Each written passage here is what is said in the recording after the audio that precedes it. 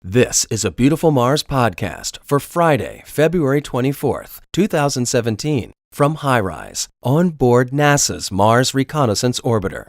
This week, dusty slopes and colorful bedrock. So let's get started.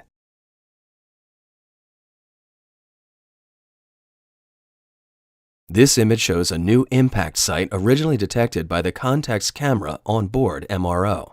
The crater is on a dusty slope, which also has several dark slope streaks due to dust avalanches. A previous impact at another place on Mars triggered a major dust avalanche, but this one did not.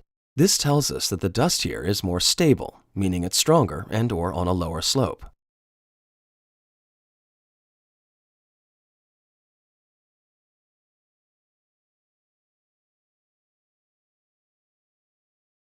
Amazonas Planitia is a broad plain on Mars covered with ancient lava. This image shows an interesting feature of an old lava flow. When it was mostly liquid, the lava had a crust of cooled debris floating on the surface. Here, the crust just barely scraped over some hills. The flow was able to make it past the hills, but the rubble crust was caught and piled up, forming thick masses of debris.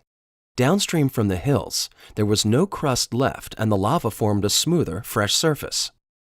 Observations like this tell us about the scale of the lava flow, which must have been a huge sheet, and also which direction it was moving at the time when the crust interacted with the hills.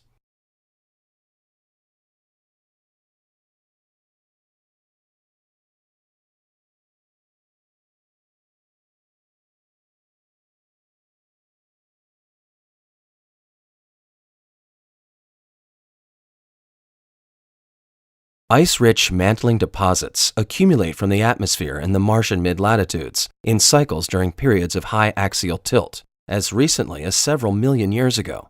These deposits accumulate over cycles in layers, and here in the southern mid-latitudes, where the deposits have mostly eroded away due to warmer temperatures, small patches of the remnant layer deposits can still be observed.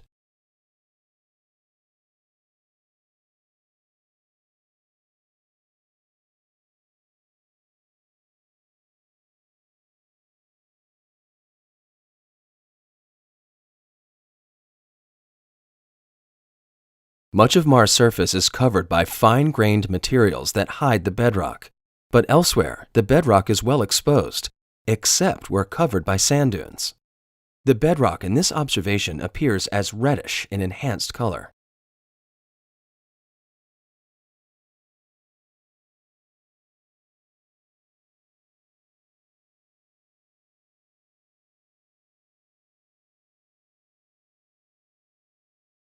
You can see these images and more at uahirise.org.